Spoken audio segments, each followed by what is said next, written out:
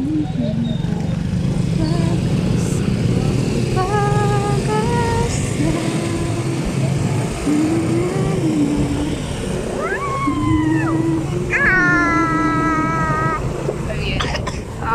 view.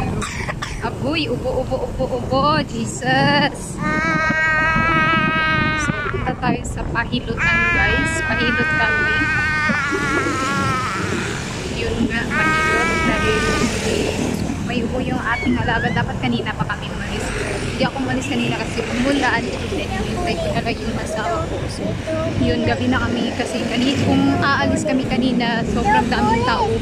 Nagpahilot kanina. Oo, kaya gabi kami magpahilot dahil medyo konti na lang ang tao. So, malayo yung, marami naman pwede malapit na hilutan.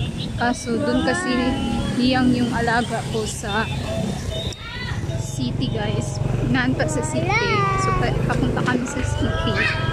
And then, doon kasi siya sa hiyang yung aking alaga, hindi dito sa amin. Kaya napag-decide ako na ipahilot ko na talaga kasi yun na ang tigas, hindi makatulog ng maayos. So ayun, let's go, guys.